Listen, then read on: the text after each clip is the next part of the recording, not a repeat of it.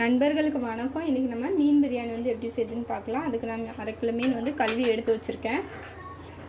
இப்போ இது கூட வந்துட்டு வீட்டில் அரைச்ச மசாலா தூள் வந்து 2 ஸ்பூன் வந்து சேர்த்துக்கலாம். இதுக்கு தேவையான அளவு வந்து உப்பு சேர்த்துக்கலாம்.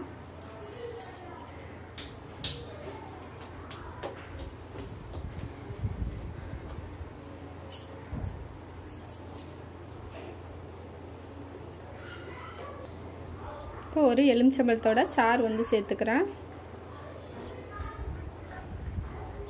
ஒரு லெமனோட சாறு வந்து சேர்த்துக்கிறேன். 1/2 கிலோ மீனால் நீங்கள் லெமன் இல்லைன்னா புளிக்கரைசல் கூட கொஞ்சம் போல் லெமன் சைஸ் வந்து எடுத்து கரைச்சி வந்து சேர்த்துக்கலாம்.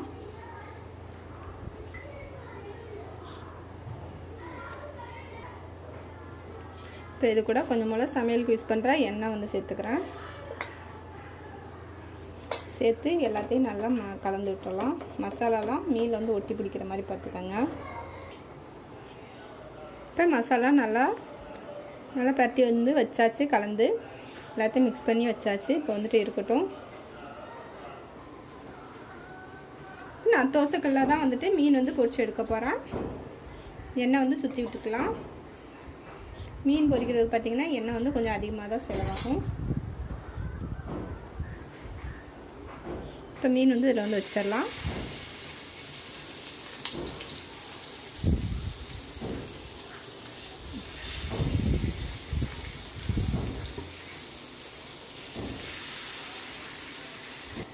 பெரிய தோசைக்கல்னால நான் ஒரே இதில் வந்து எல்லாத்தையுமே வச்சிட்டேன். வந்து மறுபடியும் மேலே சுற்றி எண்ணெய் விட்டுக்கலாம். பார்த்திங்கன்னா நான் சிம்மில் தான் வச்சுருக்கேன். சிம்மில் வச்சாதான் நான் தோல்லாம் உரியாமல் உடையாமல் நல்லா வந்துட்டு பொரிச்சு எடுக்கலாம். இப்போ வந்துட்டு இருக்கணும் சிம்மில். இப்போ நம்ம எந்த பாத்திரத்தில் பிரியாணி செய்கிறோமோ அதை வந்து அடுப்பில் வச்சுக்கலாம். ஒரு 2 ஸ்பூனுக்கிட்ட பெரிய ஸ்பூனுக்கிட்ட எண்ணெய் விட்டுருக்கேன். 1 ஸ்பூன் வந்து நெய் விட்டுருக்கேன். நெய்க்கு பதிலாக டால்டா கூட சேர்த்துக்கலாம். இப்போ ஒரு சின்ன துண்டு பட்டை,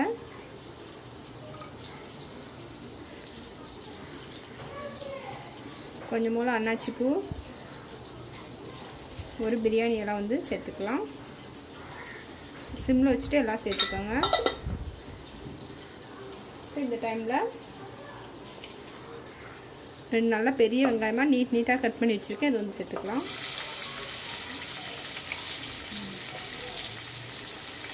இப்போ இதை 1 நிமிஷத்தை வந்து வதக்கிக்கலாம். வெங்காயம் வதங்கிடுச்சு. இப்போ வந்து தக்காளி வந்து ஒரு தக்காளி, பெரிய தக்காளியாக ஒரு தக்காளி வந்து சேர்த்துக்கிறேன். பச்சை மிளகா வந்து 2 பச்சை மிளகா வந்து 4 வந்து கீரை வந்து சேர்த்துருக்குறேன்.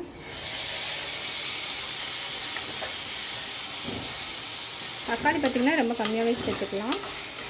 ஏன்னா நம்ம தயிர் சேர்க்குறதுனால புளிப்பு அதிகமாகிடுச்சுன்னா பிரியாணி வந்து ரொம்ப புளிப்பாகிடும்.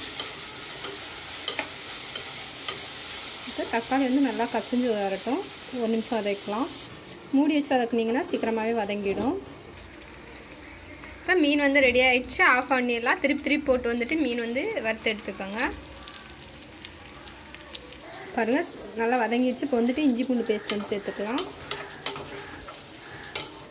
இப்போ இது கூட வீட்டில் அரைச்ச மசாலா தூள் வந்து 1 ஸ்பூன்கிட்ட, பெரிய ஸ்பூன்கிட்ட 1 ஸ்பூன் சேர்த்துக்கிறேன். மிளகாத்தூள் 1 ஸ்பூன், மல்லித்தூள் 1/2 ஸ்பூன் வந்து சேர்த்துக்கோங்க. கரம் மசாலா வந்து 1/4 ஸ்பூன் சேர்த்துக்கோங்க. பிரியாணி மசாலா வந்துட்டு ஒரு 1/2 ஸ்பூன்கிட்ட சேர்த்துக்கிறேன். இப்போ இதை சேர்த்து இதோட பச்சை வாசனைலாம் போகட்டும். 1 நிமிஷம் எல்லாத்தையும் வந்து வதக்கலாம். இப்போ அரிசியோட அளவு பார்த்துடலாம். இதில் வந்துட்டு 2 டம்ளர் அரிசி எடுத்தேன். 2 டம்ளர் அரிசிக்கு வந்து 3 டம்ளர் தண்ணி வந்து கரெக்டாக இருக்கும். 1 டம்ளர் அரிசிக்கு வந்து 1.5 டம்ளர் தண்ணி தான் அளவு. பாருங்கள் 10 நிமிஷம் வந்துட்டு ஊற வச்சு எடுத்து வச்சுருக்கேன். இந்த தண்ணி வந்து கீழே ஊற்றிடலாம்.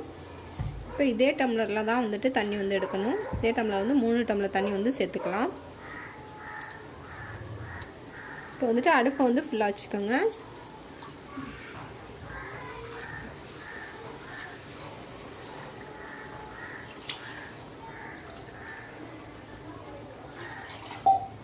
மூணு டம்ளர் தண்ணி கரெக்டாக இருக்கும். இப்போ தேவையான அளவு வந்து உப்பு சேர்த்துக்கலாம். தேவையான அளவு உப்பு சேர்த்துக்கோங்க. மூடி வச்சிடலாம். கொதி வந்ததுக்கப்புறம் போட்டிங்கன்னா தான் அரிசி வந்து நல்லா உடையாமல் நல்லா நீட்டாக கிடைக்கும். இப்போ வந்துட்டு மூடி வச்சிடலாம்.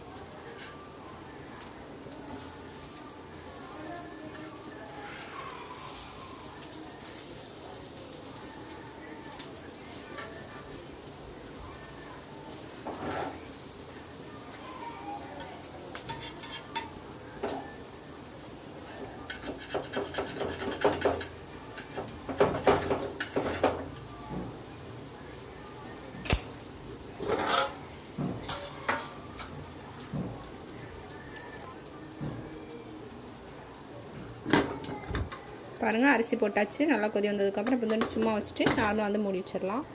அரிசி போட்டு எல்லாத்தையும் நல்லா கலந்து விட்டுட்டு மூடி வச்சுக்கோங்க.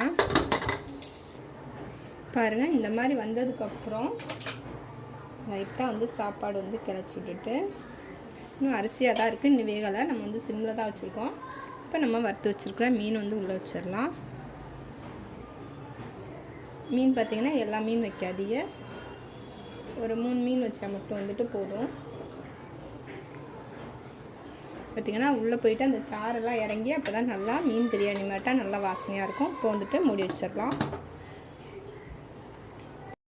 மணி நேரம் ஆயிடுச்சு. பாருங்கள் இன்னும் வந்துட்டு நல்லா வந்து வேகலை. இப்போ மீதம் உள்ள மீனை வந்துட்டு நான் வந்து வைக்கிறேன். நல்லா அந்த மீன் பிரியாணியோட வாசனை சூப்பராகவே இருக்குது. இப்போவே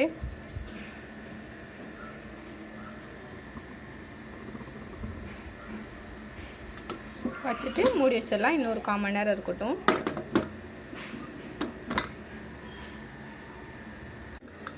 அரை மணி நேரம் ஆயிடுச்சு. ஓப்பன் பண்ணிடலாம். சிம்மில் தான் இருக்குது.